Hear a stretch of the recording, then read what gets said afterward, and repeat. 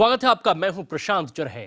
आज दिल्ली की केजरीवाल सरकार का 1 साल पूरा हो गया है और इसे लेकर के आज दिल्ली के एनडीएमसी कन्वेंशन हॉल में सरकार कार्यक्रम आयोजित कर रही है और अरविंद केजरीवाल अपनी बात यहां पर रख रहे हैं। इस कार्यक्रम में सीएम अरविंद केजरीवाल ने कई ऐलान भी अब किए हैं।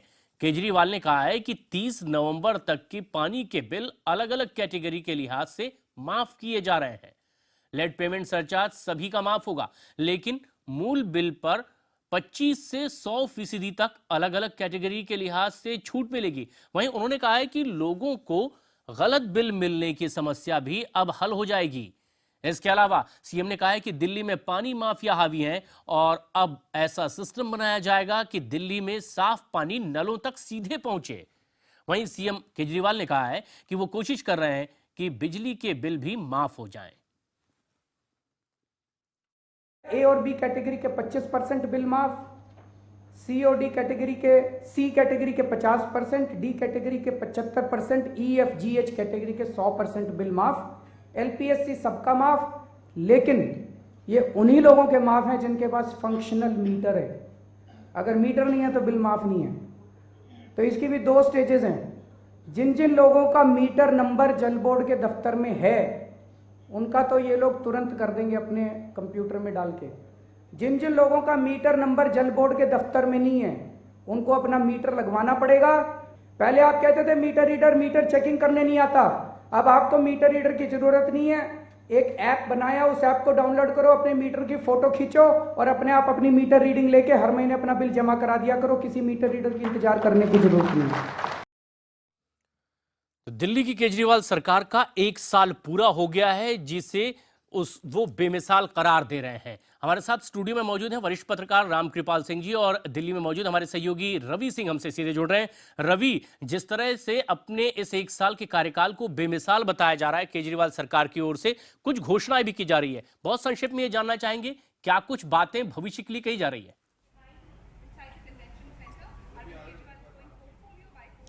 देखिए, भविष्य की बात यह है कि 54 स्कूलों को ऐसे आइडेंटिफाई किया गया है जिसमें ये दावा किया जा रहा है कि इनमें आने वाले दिनों में जो पब्लिक स्कूल हैं, जो निजी स्कूल हैं, वहाँ से बेहतर एजुकेशन होगा। और इन 54 स्कूलों के बेसिस पे ही दिल्ली में जितने भी सरकारी स्कूल हैं जो दिल्ली सरकार के अंडर में हैं, उन स्कूलों में उनकी जो एजुकेशन की क्वालिटी है वो बढ़ाई जाएगी, लेकिन इसमें वक्त लगेगा। इसके अलावा 8000 नए जो है क्लासरूम होंगे जो जुलाई तक कंप्लीट हो जाएंगे, जो एग्जिस्टिंग स्कूल है उसमें।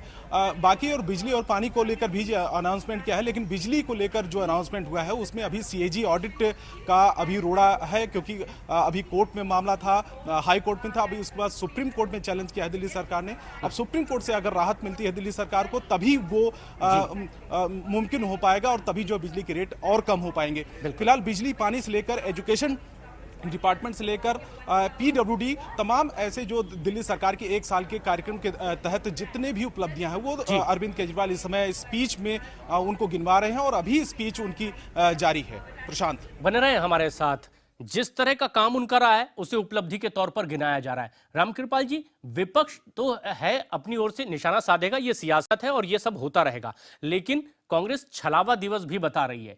क्या कोई ऐसी ठोस चीज है विपक्ष के पास जो वाकई इसे छलावा साबित कर पाए केजरीवाल के इस कार्यकाल में? देखिए, विपक्ष का काम यही है और विपक्ष किसी चीज की अगर तारीफ कर देगी तो फिर उसके पास बचेगा क्या अपने बारे में कहने के लिए। इसलिए देखिए, विपक्ष का जो भी आरोप है मैं उस पर नहीं जाता हूं। एक चीज, हर सरकार बनने से पहले हर पार्टियां कुछ पॉपुलिस्ट वादे करती हैं, उसमें कोई भी ऐसी पार्टी नहीं है जो कह रही हो कि नहीं करते हैं। अगर आलोचना करने के लिए निकाला जाए तो बहुत सारी चीजें मिल जाएंगी, नो डाउट। और ये सरकार ने भी बहुत सारे वादे किए थे, अगर उनके पैमाने पर देखा जाएगा तो बहुत सारी आलोचनाएं हो सकती हैं और वो कोई नई बात नहीं है। हर पार्टियां ऐसा ही करती हैं, नारे कुछ ज्यादा ही देती हैं, जब उनको फील्ड में या मतलब कार्यान्वित करने की बात आती है तो उसमें से बहुत कम हो पाता है।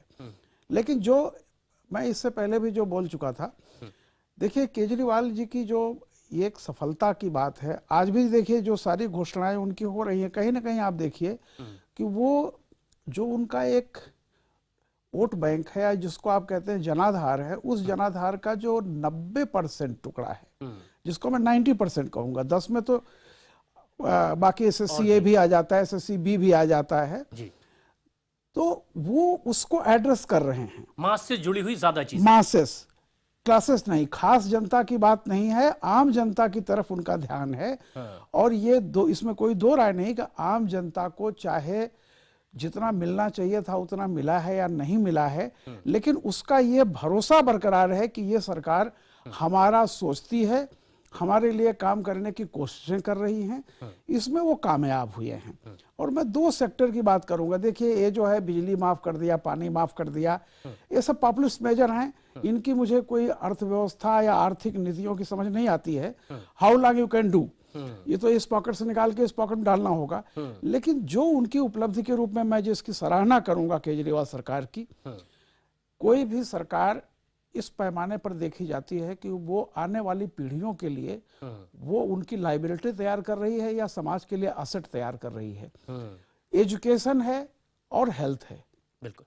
ये 2 क्षेत्र ऐसे हैं जिसमें कोई भी वेलफेयर स्टेट अगर ढंग से काम करे तो उसके नतीजे तुरंत नहीं दिखाई पड़ेंगे, लेकिन आने वाले समय में दिखाई पड़ेंगे। यानी जो मूलभूत जरूरतें हैं मास की, शिक्षा की, पानी की, सड़क परिवहन की, इन चीजों पर लगता है कि मास क्या चाहता है वही सोचने और कहने की कोशिश भी है। साथ ही साथ अगर बात सियासत की नजर से देखें, विपक्ष लगातार हमलावर है, कई चीजों को यह भी कहने की कोशिश कर रहा है कि नफा नुकसान अगर देखें तकनीकी तौर पर तो ये वैसा नहीं है जैसा दिखाने की कोशिश कर रही है। लेकिन क्या वाकई तकनीकी तौर पर भी ऐसा कुछ है विपक्ष के पास कि आखिर अभी केजरीवाल के इन तर्कों को, तथ्यों को गलत किसी तौर पर दिखाया जा सके, छलावा कहा जा सके?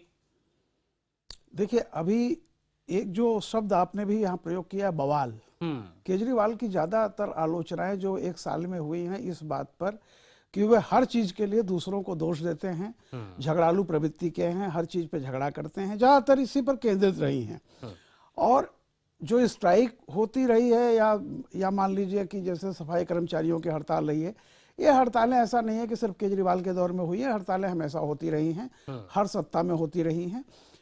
एक बात मैं यहाँ कहना चाहूंगा जी कि जिसको अपोजिशन जो हमला करता है जिस चीज को लेकर के, आप याद रखिए कि पिछले करीब 20 साल से हिंदुस्तान की राजनीति में वो चीज, वो केजरीवाल का प्रमुख हथियार बन गया है। सबसे पहले काशीराम ने यह हथियार बनाया था कि मैं जो अटैक करूंगा, मेरा जो अटैक होगा, जितना ही मैं ज्यादा अटैक करूंगा अपर कास्ट पर, अपर क्लास पर, उतना ही मेरा वोट बैंक मजबूत होगा। और वो जिसको माना जाता है कि उसे नजरअंदाज अब तक किया गया, नहीं, इसीलिए मैं और उसे मजबूत करने की ये कोशिश भी है। मैं उसी पर एक बात कह लूं, ये काशीराम ने शुरू किया, इस पर मायावती चली, और मायावती के बाद इस पर केजरीवाल चले। यानी और सार तीनों रूप को में उसका अगर फायदा रामकृपाल जी मिला। इसे समझे तो सियासत भी साथ में समझ रहे हैं बखूबी केजरीवाल बहुत अच्छी कि तरह आखिर से। सियासत की गाड़ी आगे कैसे मजबूती से चलेगी, इसमें ईंधन पानी किस तरह से रास्ते में भरा भी जाता रहेगा।